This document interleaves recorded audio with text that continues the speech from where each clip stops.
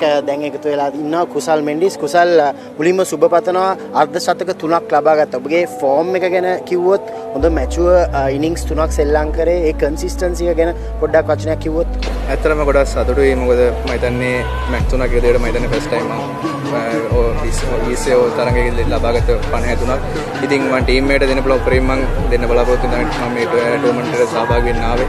ඉතින් මම මගේ පැත්තෙන් ගොඩක් සතුටු වෙනවා. ඉතින් අද කනගාටුයි පැතුම් එක්ක පැතුම කිව්වා ඉවරනම් ගහමු කියන එක. ඉතින් ඇත්තටම ගොඩක් සතුටුයි මගේ සෙන්චරිස් 3 ගැන.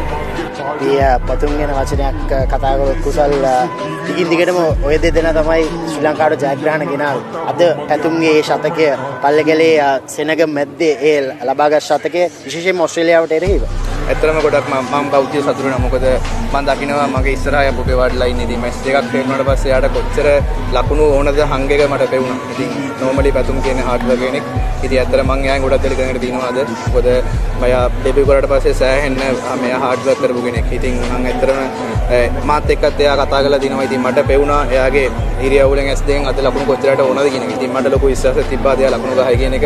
ඉතින් මම එයාට කිව්වේ දිගටම ස්ටාර්ට් එක ආපු වෙලාවේ අතරින් එපා දිගටම ගහන්න කියන එක. ඉතින් මොකද මගේ පැත්තේ මට ලකුණු අතරින් ගොඩක් වටිනවා අපේ ටීම් එකට රටට. මොකද පැතුම් අන්තිම අවුරුද්දේ ලකුණු දිගටම ලබා ගත්ත කෙනෙක්. ඉතින් තරඟ දෙකයි යා ඇත්තටම ෆේල් වුණේ. නැත්නම් දිගටම ලකුණු ලබා ගත්තා.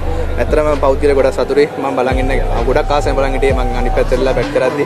ඉතින් පැතුම් ගැන මට කියන්න තියෙන ඉතින් ඉස්සරහටත් එයාගේ තව සතුටාර්ථ මේ සීව බලාපොරොත්තු වෙන කියන එක තමයි.